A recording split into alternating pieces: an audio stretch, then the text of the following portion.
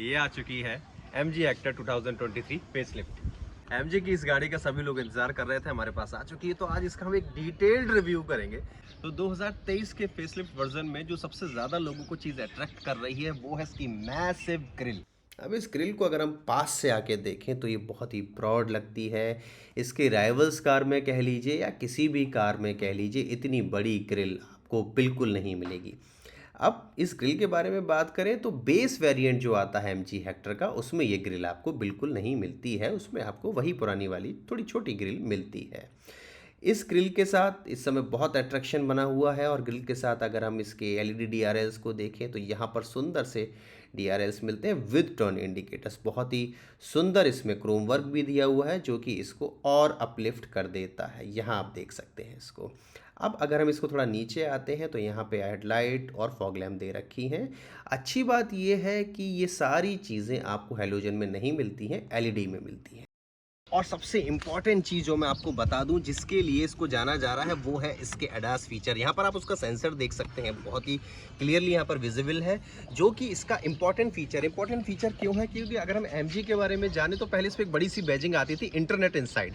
उन्होंने वो बैजिंग बिल्कुल हटा दी और यहाँ पे बड़ी सी बैजिंग आपको बैक में मैं दिखाऊंगा, ADAS की बैजिंग उन्होंने दे दी। इसका मतलब MG इस बार फोकस कर रही है अपने ADAS फीचर पे जो उन्होंने इस बार दिया है। तो अगर हम इसकी साइड प्रोफाइल की बात करें तो यहाँ है इसकी साइड प्रोफाइल जो कि बहुत बड़ी है। तो अगर हम देखें इसकी जो अदर राइवल्स हैं यानी कि XUV 700 को भी देखें तो उसके मुकाबले ये ज़्यादा चौड़ी है। हाँ, उसके मुकाबले थोड़ी सी कम विड्थ है इसकी। चलिए जान लेते हैं इसकी प्रोफाइल के बारे में। तो हाँ, उसका टायर को अगर हम देखें तो यहाँ पे R18 टायर गुडियर के दे रखे हैं जो कि 55 R18 है 95H।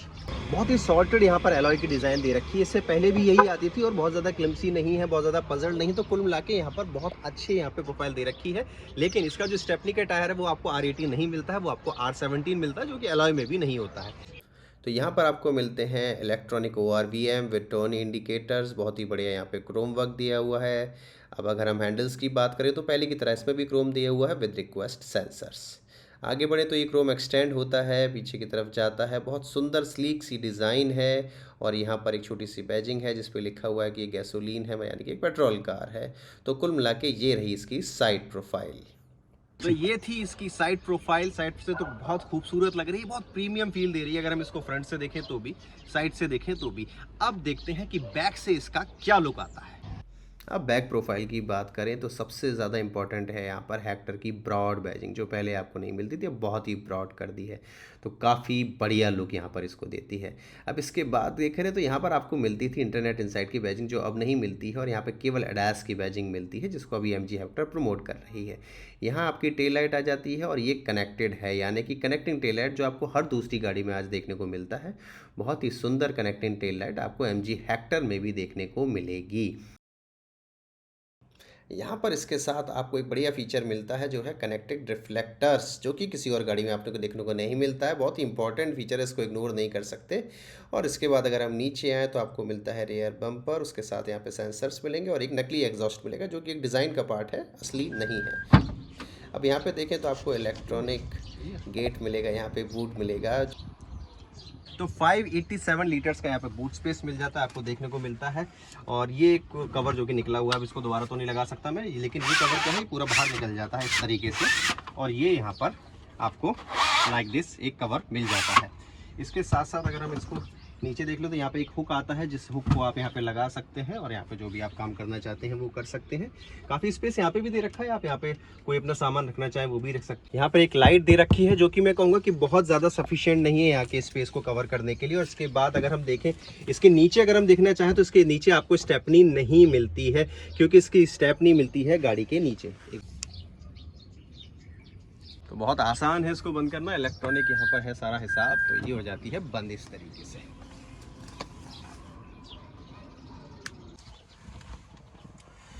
तो दोस्तों अब देखते हैं MG अंदर से हमें क्या फील दे रही है। जितना प्रीमियम फील वो बाहर से दे रही है कि अंदर से भी उतना प्रीमियम दे रही है। तो इसका आंसर है भैया बिल्कुल दे रही है। ऐसी बहुत सी वजह है, बहुत सी टेक्नोलॉजी में चेंजेस करे हैं एमजी ने, जिसकी वजह से हम कह सकते हैं कि केवल एक्सटर्नल अपलिफ्टमेंट नहीं करा गया है, यहाँ पे इंटरनल इस केबिन में भी बहुत ज्यादा अपलिफ्टमेंट की चीजें दे रखी है। तो अगर सबसे पहले इंटीरियर की बात करें तो सबसे पहले लोगों को देखना होता है कि भाई डैशबोर्ड कैसा लग रहा है।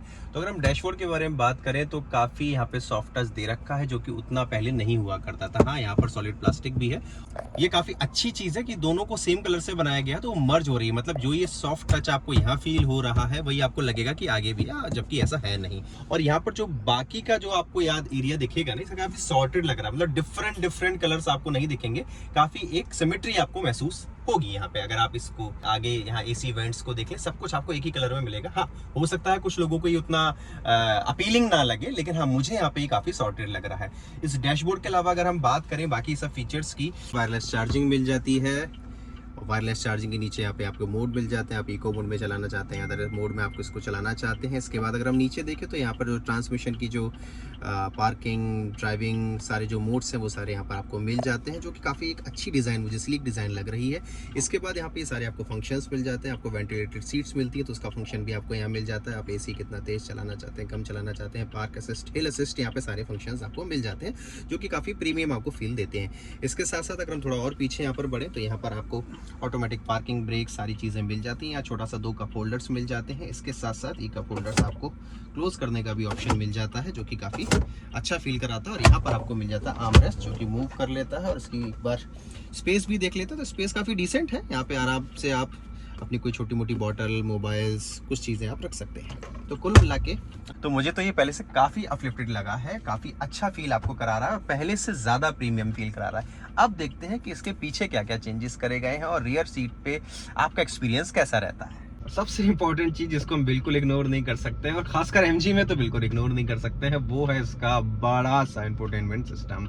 तो 14 इंच का ये आता है और इसको अगर हम देखें इसमें फंक्शंस बहुत सारे हैं। मुझे तो यार ये अर्थ बहुत ही अच्छी लगती है, इसको आप कैसे भी हिला सकते हैं। तो अगर हम देखें इसमें क्या नहीं आता है, तो और भी फंक्शंस यहाँ पे देखने को मिल जाते हैं। वायरलेस चार्जिंग हो, वाइपर हो, साइड मिरर, टेल गेट, जो भी आप इसमें करना चाहते हैं। टेल गेट को आप ऑटोमेटिक रखना चाहते हैं, मैनुअल रखना चाहते हैं, सारी विंडोज़ को आप ऑफ रखना चाहते हैं, सारी विंडोज़ के function, lock function, ambient lighting का बड़ा अच्छा लगा मेरे को। इसमें बहुत सारे कलर ऑप्शंस भी आपको मिलेंगे, जो भी कलर ऑप्शंस यहाँ पे आप रखना चाहते हैं। और देखिए एक भी कलर ऑप्शन यहाँ पे टच होके नहीं दे रहा है, मतलब वही लैगिंग प्रॉब्लम इसमें अभी भी है। अगर हम लैम्प पर जाएँ तो यहाँ पे आप कितनी इंटेंसिटी उसकी रखना चाहते हैं वो भी सारी यहाँ पे आपको मिल जाती है। सनरूफ चाहे आप कितना खुलना चाहते हैं, 10%, 20%, 100%, वो सारी की सारी आपको यहाँ पे मिल सकती है। तो अभी भी अगर आप इसका कैमरा देखेंगे तो उतनी, देखिए यहाँ पे इतनी क्लैरिटी आपको एजेस में आपको नज़र नहीं आएगी, लेकिन हाँ पहले से काफ़ी अच्छा है। एमजी ने नो डाउट अपने इस स्क्रीन पर, एलईडी स्क्रीन पर काफ़ी अच्छा काम करा है। तो यहाँ पे जो आपको स्टीयरिंग मिलता है टिल्टेड एंड टेलीस्कोपिक दोनों मिल जाता है, यानी कि आप इसको ऊपर नीचे सब कुछ कर सकते हो। इसके बाद अगर हम देखें यहाँ पे आपको सारी फीचर्स मिल जाएंगे। Dash related feature, cruise control, वो भी सारा मिल जाएगा आपको। कॉलिंग फीचर और आपके वॉल्यूम घटाने बढ़ाने को, मतलब जो भी इंपॉर्टेंट फीचर है वो यहाँ सारे मिल जाते हैं। यहाँ पर आपको एमजी की एक बढ़िया सी बैजिंग मिल जाती है, इसमें कोई खास चेंज नहीं करा गया है, पहले भी ऐसी ही थी। यहाँ पर लेदर रैप मिल जाता है। अगर हम इधर देखें तो आपको लाइट्स को एडजस्ट करने के लिए यहाँ सारी फीचर मिल जाते हैं। और यहाँ पर आप देख सकते हैं तो यहाँ पे ऑटो विंडो है और बाकी अदर फीचर्स हैं। और यहाँ पर आपको मिल जाती है इन्फिनिटी की बैजिंग, जो कि यहाँ पे इसका इंफोटेनमेंट सिस्टम जिस कंपनी का आता है, पहले भी इसी कंपनी का था। और यहाँ पर अगर हम इसकी इसके MID की बात करें तो इसमें ऐसा कोई भी खास सिग्निफिकेंट चेंज नहीं करा गया है। जो पहले आपको MID मिलता था वैसा ही मिलता है। गाड़ी के हिसाब से मुझे ये थोड़ा छोटा लगता है। तो एमजी ने इस बार एक नया फीचर दिया है, जो कि है इलेक्ट्रॉनिकली टर्न इंडिकेटर, जो कि अपने इंटेलिजेंस से काम करते हैं। अब इनके संग समस्या ये है कि जब कभी भी आप टर्न लेते हो तो अच्छी बात है, ये काम करेंगे, लेकिन कभी कभी आप टर्न नहीं भी करना चाहो तो भी ये लेफ्ट राइट टर्न देने लगते हैं, जो कि आपको कभी कभी इतना इरिटेटिंग लगेगा कि आप इसे उतर जाओ। तो एडास फीचर जिसको इस बार MG हेक्टर ने बहुत ही प्रमोट करा है, उसमें एक चीज़ मुझे बहुत बढ़िया लगी, मतलब वो थोड़ा प्रीमियम फील कराएगी आपको। जैसे टेस्ला कंपनी है ना, वो आपको वैसा फील कराएगी। अब जब भी कोई गाड़ी आपके सामने आती है, चाहे वो 2 व्हीलर हो या 4 व्हीलर हो, उसका ऑटोमेटिक एक एनिमेशन बन जाता है, जो कि आपकी MID पे रिफ्लेक्ट होने लगता है। अब मान लीजिए आपके उल्टे हाथ को एक बाइक चल रही है, तो वो बाइक आपके लेन में दिखाई देगी। अगर वो सामने चल रही है तो सामने की लेन में दिखाई देगी, अगर आपके लेफ्ट पे चल रही है तो लेफ्ट पे दिखाई देगी। अगर वहीं कोई बड़ा वाहन आ जाता है, 4 व्हीलर आ जाता है, तो वैसा ही एक एनिमेशन आपको बन जाता है। अब वैसे तो देखने में ये काफ़ी प्रीमियम फील कराएगा, आपको लगेगा हम किसी महंगी गाड़ी में चल रहे हो, लेकिन प्रैक्टिकली इसका क्या यूज़ है ये मेरे को अभी तक समझ में नहीं आया। अगर हम MG हेक्टर के प्राइस रेंज की बात करें, फिलहाल जो 2023 में फेसलिफ्ट वर्जन आया है, तो इसके इंजन ऑप्शन आपको दोनों मिलेंगे, डीजल और पेट्रोल। पेट्रोल में अगर हम देखें तो ये मोटा मोटा आपको 14,72,000 से शुरू हो जाता है इसका base variant ex showroom price जो है इसके। और अगर हम डीजल की बात करें तो लगभग आपको 19,06,000 रुपये इसमें मोटे मोटे खर्च करने पड़ेंगे। टॉप एंड वेरिएंट अगर हम देखें तो पेट्रोल और डीजल का लगभग एक बराबर ही आता है, 21 लाख रुपए का आता है। तो कुल मिला के ये रही इसकी प्राइस रेंज। अब हम देख लेते हैं इसका जो ये केबिन का एक्सपीरियंस है, ये हमें कितना प्रीमियम फील देता है। अब हम जान लेते हैं कि भैया रियर सीट पे क्या हिसाब किताब है या कितना अच्छा लगने वाला है। तो अगर पहली बार कोई भी इंसान इसमें बैठेगा तो उसके एक ही शब्द निकलने वाला, वाह मजा आ गया। इसमें कोई दो राय नहीं है कि लेग स्पेस इमेंस है, हेड स्पेस बहुत अच्छा है। मेरी हाइट 5'11" है और 5'11" के बाद भी आपको यहाँ पे इतना हेडरूम मिल पा रहा। तो वही पैनोरामिक सनरूफ को तो भूल ही नहीं सकते, खासकर MG में तो नहीं भूल सकते। इतना वास्ट यहाँ पे सनरूफ है। तो ये थी MG हेक्टर फेसलिफ्ट वर्जन 2023 की फुल डिटेल्ड रिव्यू। इसमें कोई भी चीज़ आपको समझ में ना आई हो या आप ऐसी और भी कोई जानकारी लेना चाहते हो तो आप नीचे कमेंट सेक्शन में ज़रूर हमें बताएं। और तब तक मोटोरेड इंडिया को ऐसी खबरों के लिए फॉलो करते रहें।